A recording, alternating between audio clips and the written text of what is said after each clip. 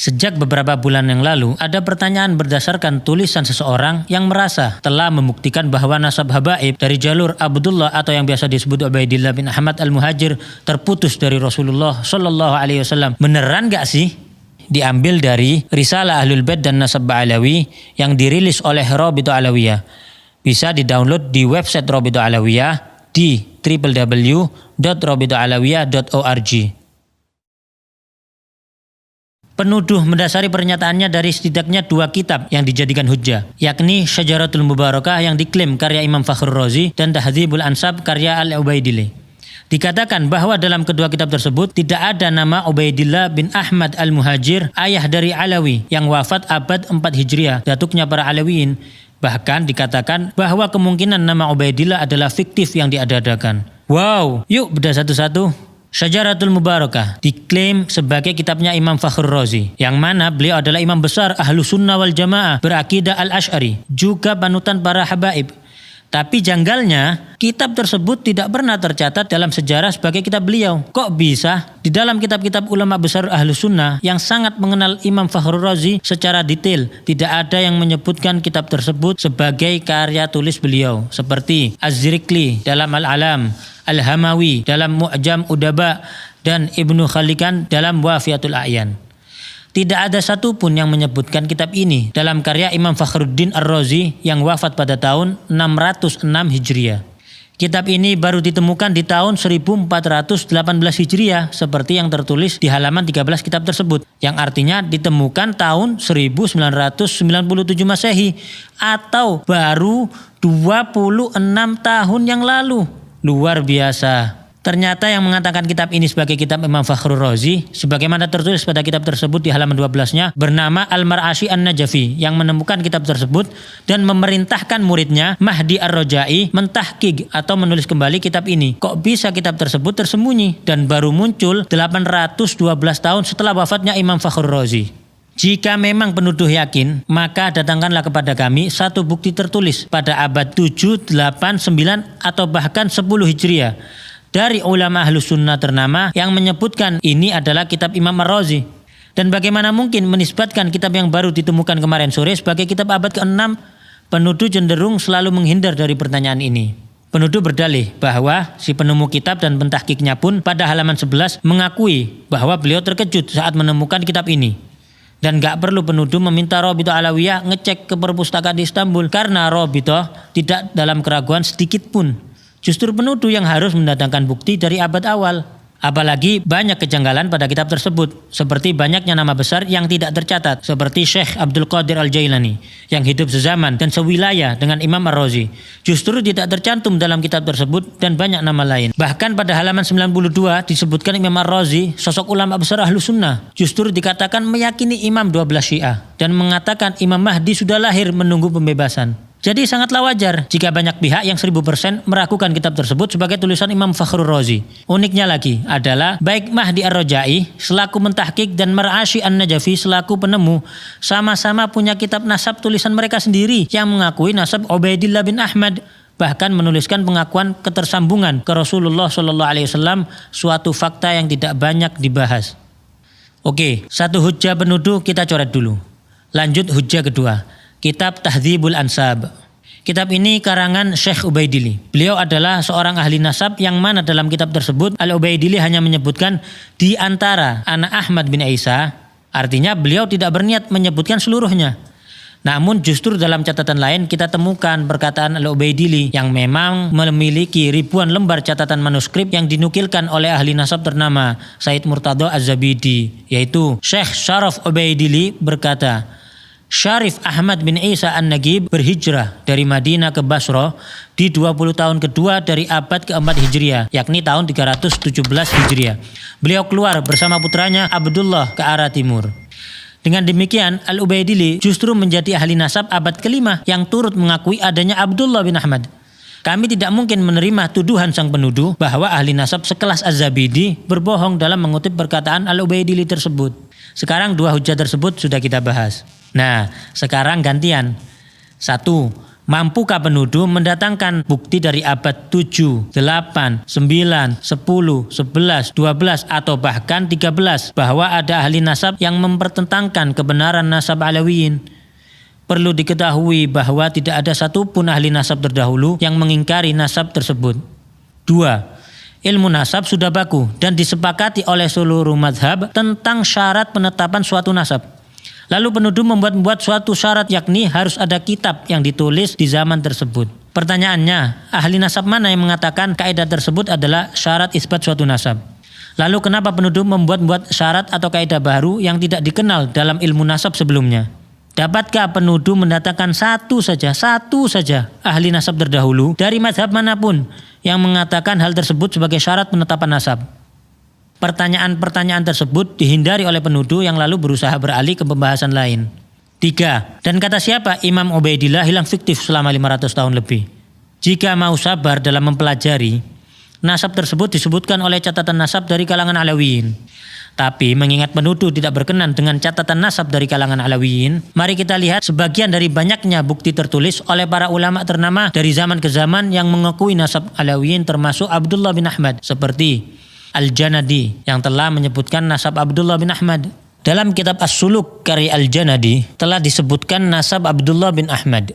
Lalu penuduh hendak mengecoh dengan mengatakan Abdullah yang di kitab dan Ubaidillah adalah orang yang berbeda. Oke, enggak apa-apa. Maka siapakah Abdullah yang dimaksudkan oleh penuduh? Sebutkan bukti sejarah, makamnya di mana. Juga sebutkan keturunan Abdullah yang dimaksudkan penuduh hingga lokasi mereka saat ini. Termasuk juga siapa Abul Hasan Ali bin Jadid yang disebutkan oleh Al-Janadi tersebut, disertai bukti-bukti sejarahnya. Ditambah lagi statement menggelitik seperti Ba'alawi yang tercatat pada kitab terdahulu berbeda dengan Ba'alawi yang sekarang. Maka datangkanlah bukti sejarah bahwa ada kabilah lain di Hadramut yang juga disebut Ba'alawi. Dan ada kelompok lain yang nasabnya seperti disebutkan Al-Janadi dan lainnya, disertai lokasi makamnya, sejarahnya, juga data keturunannya. Al-Yafi'i, Al-Malikul Afdal yang juga menyebutkan nasab Abdullah bin Ahmad. Ali bin Al-Hasan Al-Khasraji juga menuliskan nasab yang sama. Al-Husain bin Abdurrahman Al-Ahdal yang menuliskan nasab keturunan Abdullah bin Ahmad. Abil Abbas Ahmad Asy-Syaraji Az-Zabidi yang turut menyebutkan nasab Alawiyin yang tersambung. Imam As-Sakhawi yang menyebutkan nasab yang bersambung pada Ubaidillah bin Ahmad. Imam Ibnu Hajar Al-Haytami, ulama besar yang juga ahli nasab yang turut menyebutkan sanadnya bersambung ke Ubaidillah bin Ahmad. Al-Ayashi yang menyebutkan nasab yang bersambung hingga Ubaidillah bin Ahmad. Syekh Al-Muhibbi dalam kitabnya Khulasatul Athar menuturkan keluarga Ba'alawi dinisbatkan kepada Alwi.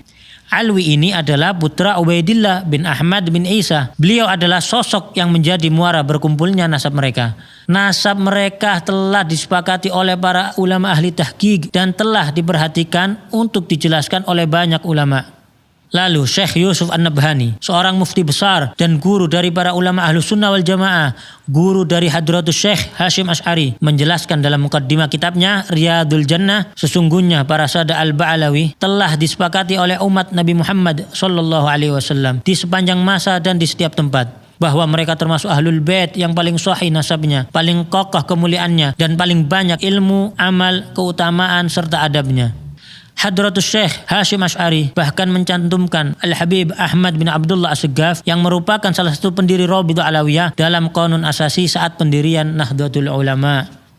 Kita tentu tidak merasa perlu meyakinkan penuduh untuk mempercayai dan menghargai para ulama-ulama tersebut, karena mereka semua bagai matahari di siang hari yang dikenal luas kejujuran dan keilmuannya. Tidak mungkin para ulama-ulama besar tersebut sengaja berbohong bersama-sama dan tidak berusaha memastikan informasi yang mereka sampaikan, apalagi Rasulullah SAW menyampaikan ancaman neraka bagi yang berbohong atas nasab.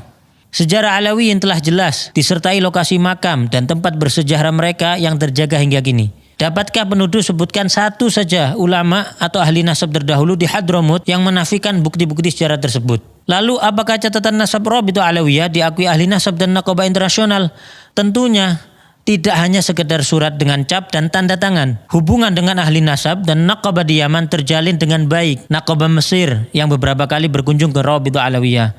Nakobah Al-Idrisi Al-Hasani Libya yang memiliki hubungan baik dengan Rabithah Alawiyah. Syekh Dr. Muhammad Asy-Syuhumi Al-Idrisi bahkan mengatakan, bisa saya katakan bahwa paling bagusnya Rabithah dari semua Rabithah yang mencatat garis keturunan anak cucu Nabi Muhammad SAW, yang paling bagus adalah Rabithah yang ada di Indonesia, yang paling teratur dan paling memiliki kesemangatan untuk memperbaiki, termasuk adanya takrir pengakuan nasab Alawiyin oleh Imam Yaman Yahya Hamiduddin, juga takrir di Hijaz yang terdapat dalam tulisan Syarif Ibrahim bin Mansur Al-Amir. Bahkan Alawiyin beberapa kali dipercaya menjadi pimpinan Naqabatul Ashraf di Hijaz, Makkah dan Madinah hingga masa pemerintahan Utsmani. Alawiyin tidak sedikit pun ditolak atau diragukan untuk memimpin para keturunan Rasulullah di Hijaz atau di Yaman oleh para ulama besar setempat dan para keturunan lainnya. Salah satunya yaitu Al-Habib Alwi bin Ahmad As-Siggaf, mufti mazhab Syafi'i di kota Mekkah pada zamannya, dan pengarang kitab Tarsyihul Mustafidin, salah satu kitab fikih rujukan para ulama dunia termasuk di Nusantara. Lalu penuduh rajin sebut tes DNA sebagai solusi. Mungkin informasi tentang fatwa larangan menggunakan tes DNA untuk nasab yang jauh belum sampai kepada penuduh, yakni Lembaga Internasional Rabithah Alam Islami di Hijaz, Darul Ifta Qatar, dan Darul Ifta Mesir yang telah memberikan fatwa melarang isbat nasab jauh melalui tes DNA. Atau menuduh jumlah keturunan ke-38 sampai 44 sebagai tidak logis. Maka penuduh perlu melihat jumlah keturunan dari jalur keturunan Rasulullah lainnya selain Alawiyin, yang ternyata juga di range yang sama. Karena coba-coba hitung pakai kalkulator, ternyata justru beresiko malah jadi menafikan adanya keturunan Rasulullah SAW. Bukti bahwa nasab tersebut sudah memenuhi syarat syuhrah wal istifadhah juga tidak terbantahkan dengan tidak adanya penolakan dari abad ke abad. Juga diakui oleh para ulama besar dan ahli nasab dari masa ke masa. Tidak disebutkannya sebuah nama pada suatu kitab nasab tidak dapat diartikan orang tersebut tidak ada atau bahkan fiktif. Karena terdapat ulama dan ahli nasab thiqah lainnya yang menulis dan menambahkan. Maktab Daimi di dalam Rabithah Alawiyah ditujukan untuk melanjutkan catatan-catatan nasab dari para pencatat terdahulu kalangan Alawiyin untuk diteruskan di Indonesia demi menjaga keberlangsungan dan pemutakhiran catatan nasab tersebut. Jadi, meski didirikan tahun 1928, catatan nasab yang digunakan bersambung sanadnya dari ahli keluarga dan nasab zaman ke zaman. Tentu kita bersyukur kepada Allah Subhanahu wa taala. Terdapat para kiai, ulama dan banyak pihak yang berdiri membela para habaib. Jika ada beberapa oknum habaib yang belum mengikuti kemuliaan akhlak dan kesolehan datuk-datuknya, maka kami memohon doa antum semuanya agar Allah Subhanahu wa taala memudahkan langkah mereka menuju kebaikan. Nasab yang bagus itu bukan untuk membanggakan diri, bukan untuk meremehkan orang lain. Nasab yang bagus itu adalah tuntutan bagi kamu. Kamu harus seperti datuk-datuk kamu yang baik, yang soleh. Dulu kakek-kakek kita itu dicintai masyarakat karena kontribusi sosialnya yang nyata di masyarakat. Karena masyarakat menyaksikan akhlaknya yang mulia, ilmunya yang luas. Kemudian bagaimana ketika duduk bersama datuk-datuk kita, mereka bisa mendapatkan solusi atas semua permasalahan hidup mereka. Kita sudah jauh berbeda dengan mereka saat ini. Bukan malah nasab itu dikapitalisasi, dijadikan kebanggaan karena tidak ada gunanya sama sekali. Anda tidak mendapatkan ini dari usaha Anda. Dan kepada para habaib yang telah berusaha melanjutkan estafet keilmuan, akhlak, juga kontribusi bermasyarakat sebagaimana datuk-datuknya, maka kami mohon doa agar mereka pun diberi kekuatan oleh Allah untuk dapat istiqamah. Rasulullah SAW bersabda, barang siapa mengaku-ngaku nasab atau keturunan yang dia sendiri tidak mengetahuinya, maka jadi kafirlah ia kepada Allah. Dan barang siapa mengingkari nasab walaupun samar nasab tersebut, maka kafirlah ia kepada Allah.